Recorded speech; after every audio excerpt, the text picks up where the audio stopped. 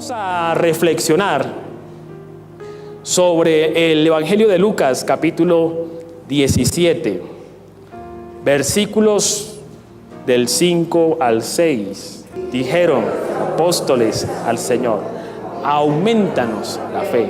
Entonces, si tuvieras fe como un grano de mostaza, podríais decir a este sicómoro: desarráigate y plántate en el mar, y os obedecería. Que el Señor bendiga su palabra en esta mañana. ¿Han conocido una semilla de mostaza? ¿Sí? Yo estuve buscando una semilla de mostaza, pero es muy complicado encontrarla, pero traje algo parecido a lo que tengo en la mano. ¿Sí lo alcanzan a ver?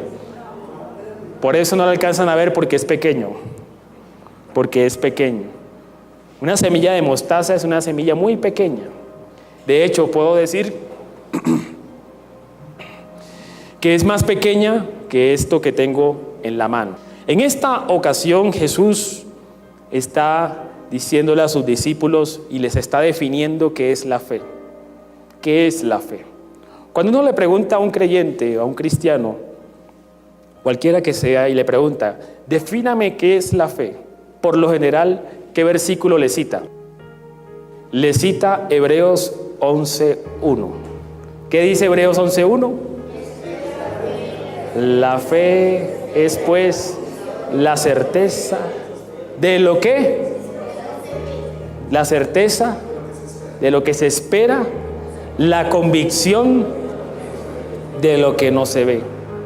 La certeza de lo que se espera, la convicción de lo que no se ve. Y cuando uno lee, por ejemplo, el libro de Hebreos, en el capítulo 11, la Reina Valera le pone un título a ese pasaje. ¿Cómo le pone? El título que le pone a ese pasaje. Hebreos 11 le pone la fe. Luego que define la fe, comienza a hablar de quiénes. De los hombres de fe. Y se muestran como héroes. ¿Sí o no? Se muestran como héroes. Y muchas veces nosotros, cuando vamos al Antiguo Testamento y leemos sobre la fe de Abraham, uno comienza a decir: oiga, pero qué hombre tan extraordinario. Yo no creo que pueda tener la fe de Abraham. De hecho, Abraham es un héroe de la fe, es un padre de la fe. Pero cuando uno habla de los héroes de la fe, de la Biblia, no son personas con capacidades extraordinarias. Son personas con defectos, con dificultades, son personas con dudas, son personas con miedos, son personas que sufren también la incredulidad y la incertidumbre. Lo que quiero decirte es que son personas como tú y como yo. Son personas como nosotros. Si hablamos de Abraham, por ejemplo, Abraham siempre le creyó a Dios. Abraham nació creyéndole a Dios. Abraham nació y comenzó a caminar con una fe grande creyéndole a Dios. Entonces, ¿por qué huyó a Egipto? Entonces, ¿por qué echó mentiras? Entonces, ¿por qué pensó ayudarle al Señor? Entonces, ¿por qué tuvo miedo? ¿Me hago entender? Lo que me gusta de la palabra es que me da cuenta de hombres ordinarios y mujeres ordinarias como tú y yo. Pero cuando se dejaron y cuando se encomendaron en las manos de Dios, ¿qué hizo Dios con ellos y a través de ellos? Cosas grandes. Porque no se trata de ti o de mí, se trata de en quién hemos creído. Dios es grande. Dios es grande. Dios es grande. Y eso es lo que hemos cantado: cuán grande es Dios. Moisés, otro padre de la fe. ¿Será que era un hombre extraordinario? ¿Será que era un hombre con cualidades inalcanzables? Pregunto. ¿O era un hombre como tú y yo? ¿Moisés tuvo miedo? ¿Sí o no? ¿Usted tiene miedo? Bien. ¿De verdad? A mí también me da miedo. Muchas cosas. ¿Sí? Moisés se emberracó, se llenó de mal genio y actuó guiado por el mal genio. ¿Y ustedes? ¿De verdad? Yo también. ¿Se dan cuenta que los héroes de la fe de la Biblia no están tan lejos? Porque los héroes de la fe de la Biblia nos hablan de hombres y mujeres como tú y como yo, como nosotros. Es importante entender de qué tipo de fe está hablando Jesús a sus discípulos. ¿Y en qué contexto Jesús les está diciendo esto a sus discípulos? Si hablamos de la comunidad de discípulos, dígame, ¿cuál era el perfil de los discípulos de Jesús? ¿Eran hombres con competencias extraordinarias? ¿Ah? Imagínese Jesús como un gran empresario. Bueno, ¿cuál es su perfil? ¿Qué experiencia anticipada tiene? ¿Qué estudios usted tiene? ¿Por qué cree usted que debe pertenecer a mi empresa, a mi comunidad de discípulos? Si Jesús se hubiese puesto en esas, pero cuando Jesús llamó a sus discípulos, ¿eran hombres extraordinarios a los que Él llamó? ¿Los llamó por su carita bonita? ¿Sí o no? Probablemente no. ¿Jesús solamente llamó a estos 12? ¿O llamó a más? Jesús llamó a muchos, pero pocos fueron los que dijeron: le voy a creer a Jesús, voy a dejar todo y le voy a seguir. Fueron pocos. Luego la escogencia está en tus manos y en mis manos. Si decidimos creerle al Señor, a pesar de nosotros mismos, a pesar de nuestros defectos, de nuestros errores, de nuestras vulnerabilidades, Jesús está diciéndole a los discípulos cuáles son las demandas del reino de los cielos, cuáles son las demandas del reino de Dios. Y mira lo interesante, cuando Jesús llama a los discípulos, Él no les dice: estos son los requisitos.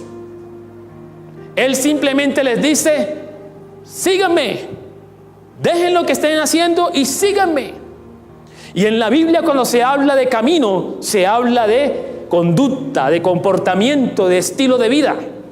Lo que les está diciendo Jesús es: dejen de ser ustedes mismos y ahora caminen o sigan mi camino. Pero en el camino, Jesús comienza a mostrarle cuáles son las demandas del reino de los cielos. Jesús comienza a mostrarle cuál es el código de ética, cuál es la constitución del reino de los cielos. Y resulta que esa constitución era muy distinta a lo que ellos pensaban, porque ellos imaginaban un reino como cualquier otro reino del mundo. Y en esta ocasión Jesús está hablándoles del perdón, está hablando de la demanda del perdón. Como en otras ocasiones, Jesús les está hablando de la demanda de liberar, de restaurar a los oprimidos. Como en otro pasaje también Jesús está hablando de las demandas de seguirle a Él. En el contexto en el cual acabamos de leer, Jesús está hablando de las demandas del perdón. Y por eso un discípulo le dice: uy, Jesús, eso como que es muy difícil. ¿Qué necesitamos para aumentar la fe? Esa es la pregunta con la que iniciamos leyendo. ¿Por qué los discípulos están preguntando sobre el aumento de la fe? Porque palabras anteriores Jesús les está mostrando las demandas del reino de Dios. Y una de esas demandas en el contexto inmediato de esta lectura es el perdón. Les está diciendo que si hay algún hermano que peca contra ellos, deben de hablar con él. Y que si durante el día Jesús, ese hermano peca y se arrepiente durante el día, muchas veces, tantas veces habrá que perdonarle. Y no solamente 7, como decía la ley. Hay momentos en los cuales uno dice, uy, eso de ser cristiano, eso no es para todos, eso es para algunos. Y cuando uno piensa de esa manera, ¿en qué está pensando?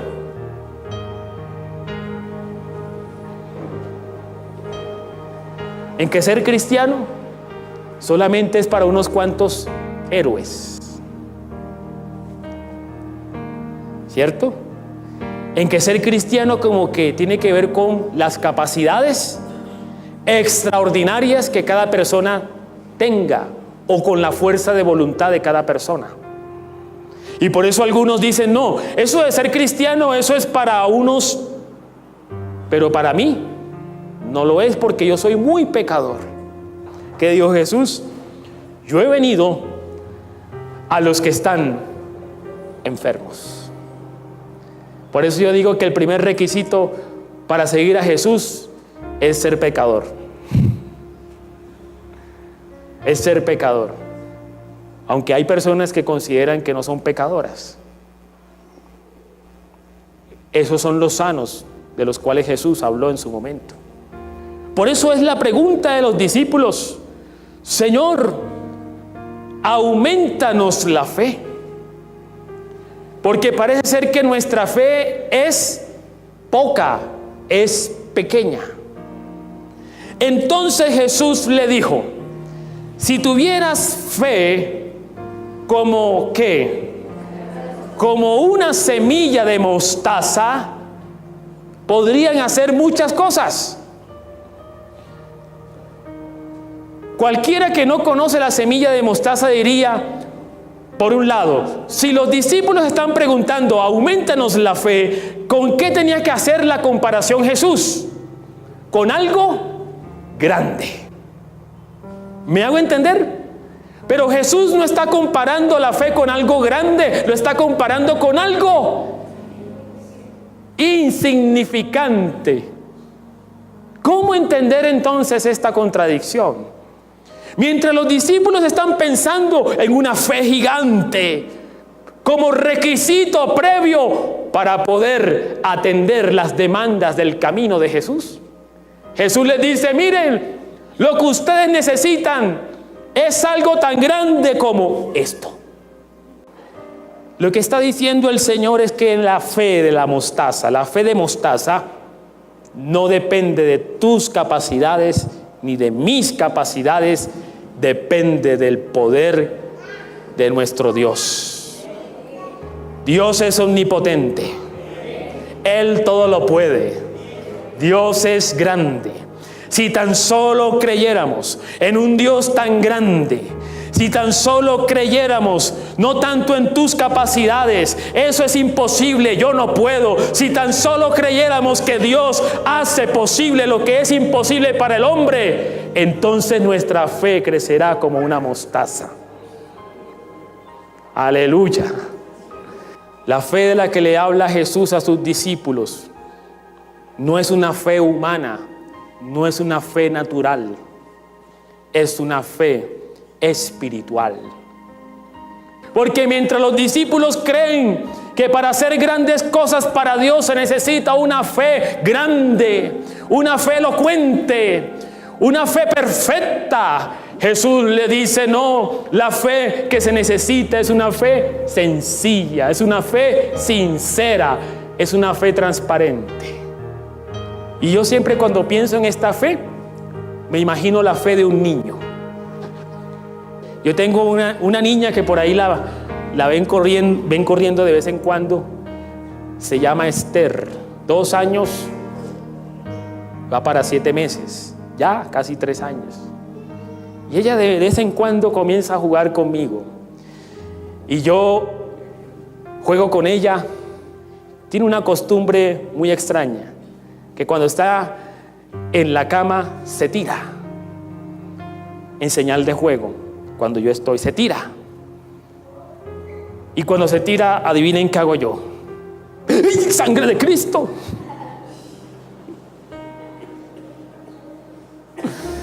Ahí se me quita el cansancio, porque la adrenalina está corriendo.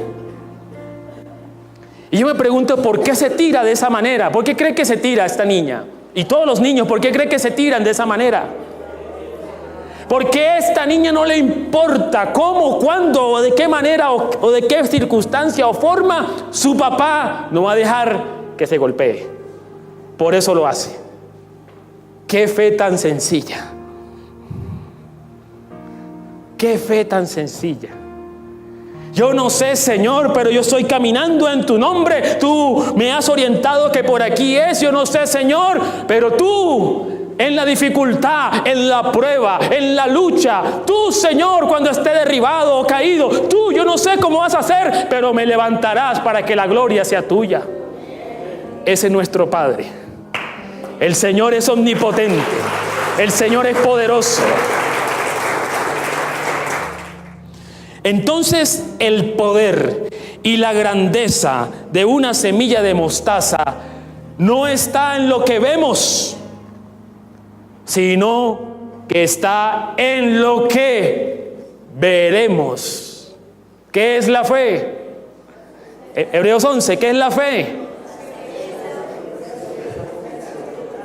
La grandeza de la fe no está en lo que tus ojos y mis ojos ven ahora, sino en lo que veremos. Y como le dijo Jesús a Marta, de cierto te digo que verás la gloria de Dios. Verás la gloria de Dios. Veremos su gloria. Veremos su gloria. Veremos su gloria. Y creo que esa es la razón por la cual Jesús compara la insignificancia de una semilla de mostaza con la grandeza de la fe, porque quiere demostrarle a sus discípulos que la fe no depende de nuestras capacidades o cualidades humanas, que no es necesario tener una super, hiper, mega fe para producir grandes resultados, porque los resultados y los efectos de la fe en el Señor dependen de Dios, no de nosotros. Cuando Jesús está hablando de que ciertamente le dirás a este árbol sicómoro, desarráigate y plántate en el mar y te obedecerán, eso está en sentido figurado, para dar a entender que aunque la fe comparada con una mostaza sea insignificante, podrá tener grandes resultados. Pero que esos grandes resultados no están supeditados a la cualidad o capacidad humana, sino que están supeditados a la cualidad y a la capacidad sobrenatural de nuestro Señor. Por eso usa esta metáfora o esta hipérbole que está aquí. Pregunto, y una pregunta que hay que hacerse. Te pregunto en esta mañana, ¿cuántos quieren la fe de una mostaza? ¿Ah? Ahora te pregunto, ¿para qué la quieres? ¿Para qué la quieres? ¿Para qué los discípulos querían más fe?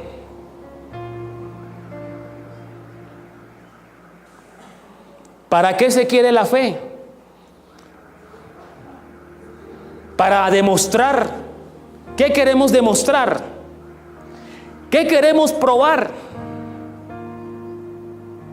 Yo creo que en este mundo se necesita fe en el Señor para hacer su voluntad.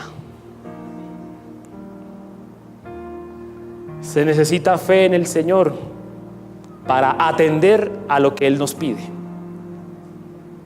No es tanto para desarraigar árboles.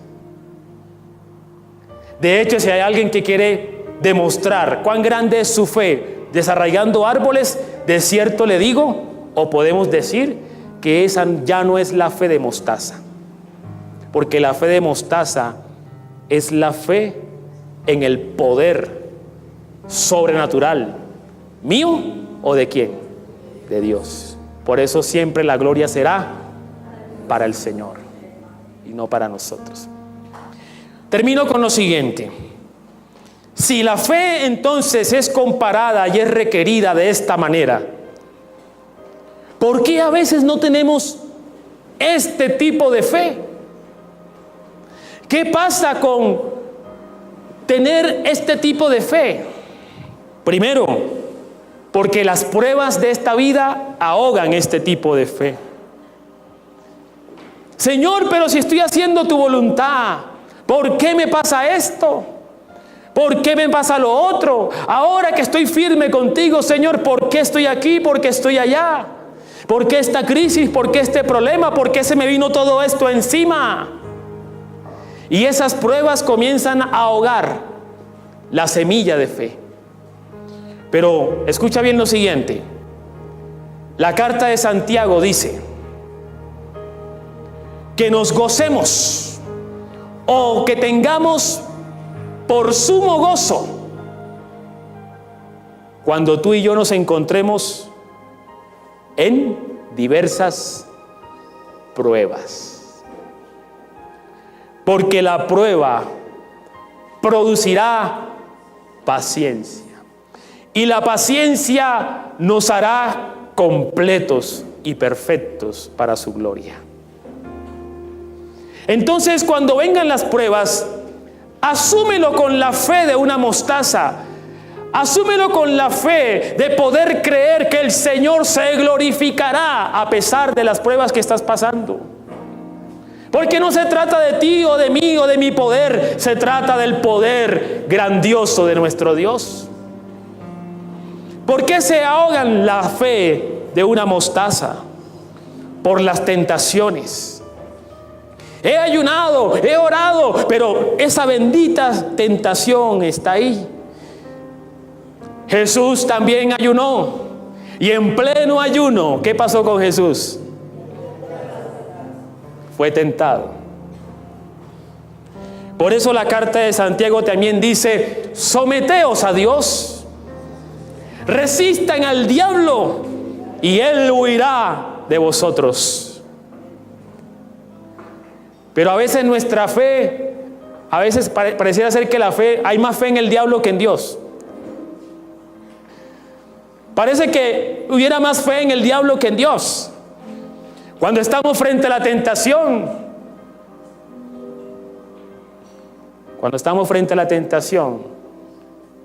¿en dónde hay que poner la fe? En la grandeza de Dios. ¿Por qué se ahoga la fe de una mostaza? También se ahoga por la incredulidad. En días pasados compartíamos un pasaje. Lázaro había muerto. La noticia le llegó a Jesús. Lázaro está que se muere. Jesús se tardó en llegar. Luego, cuando Jesús llega a la casa de Marta, ¿qué le dicen a Jesús? Señor, ¿ya para qué llegaste? Si Lázaro, ¿qué pasó? Se murió. ¿Y qué dijo Jesús? Lázaro no ha muerto. Lázaro duerme. A ver, abran, quiten la piedra. Jesús, no, ya hiede el cuerpo, que quiten la piedra. Jesús, que está muerto, que quiten la piedra. ¿Acaso no te digo que verás la gloria de Dios? Aleluya, ahí está la fe. Aleluya. La incredulidad ahoga la fe de mostaza. Por eso hay que creer en esta mañana lo que Jesús le dijo a sus discípulos. Cuando los discípulos escucharon que Jesús les decía al rico que dejara todos sus bienes, lo entregara a los pobres y le siguiera. Y el rico dijo: uy, eso es como muy complicado, esa es una demanda muy fuerte, Jesús. Los discípulos que escuchaban a Jesús le dijeron: Jesús, ¿y entonces quién entrará al reino? Y Jesús, ¿qué le dijo? De cierto te digo que lo que es imposible para el hombre es posible para Dios. Ponte en pie en esta mañana, pongámonos en pie en esta mañana.